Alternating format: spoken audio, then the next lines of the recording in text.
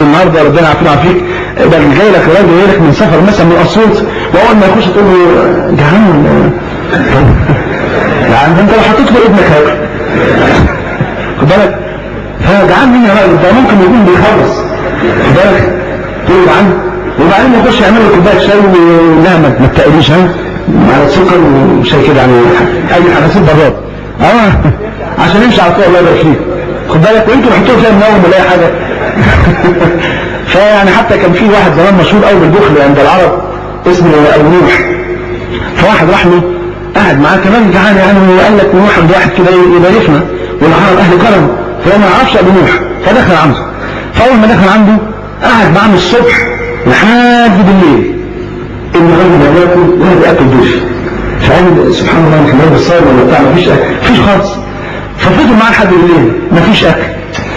في الاخر قال له يا نوح والله ان الموت اصبح قريبا مني، خلاص قربت اموت من الجوع. قال له جعان؟ قال له والله لا اله الا الله، فما قلتش الصبح ما انا بحسبكم انتوا تاكلوا انتوا كمان يعني، فقلت يمكن هتاكلوا واكل معاكم. راح جايب له الرغيف ده الراجل وصفه في بيتين من الشهر، خد الرغيف يحاول ياكل منه، طب ده بيتاكل منين ده؟ مش يعني لازم يكون في كتالوج طبعا. راجل يبص مش مفيش، فقال يجوع ضيف ابي نوح بكرة وعشية، اجاع بطني حتى وجدت طعم المنية اللي هو الموت، فجاءني برغيف قد ادرك الجاهلية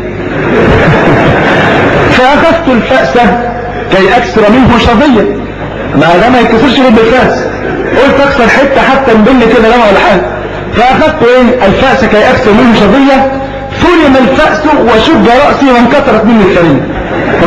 كل ده راح ضحية الرغيف خد بالك، ربنا يعافينا ويعافيك. يعني زي برضه اخي كان عازم اخ يعني مش عازمه، لا هو كان قاعد بياكل فجأة طرق الباب، فالمهم دخل عليه اخ يا فاضل كده، فكان طبعا كان بياكل مش معقول ده جاله ضيف برضه راجل كريم معاه، اتفضل يا اخي. قال له والله العظيم على الاخر وبطني مش مفيش لا اشبه مسلكي. قال له يا اخي بارك الله فيك يا اخي اكبر الزاد ربنا يحفظك، يعني بدل ما اقعد اكل لوحدي كده وتقعد تنقع عليه يعني اتفضل ربنا يبارك فيك.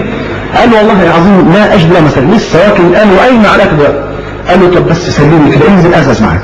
قال له خلاص ماشي، فنزل بقى وازأز واخد بالك، فخلص على الاكل كله، فالاخ راح باصص كده قال له طب ربنا يبارك فيك ويحفظك ويخليهم لك يا رب، بعد كده بقى ازأز في بيتكم وتعالى كل عندي، بعد كده بقى ازأز في بيتكم وتعالى كل عندي.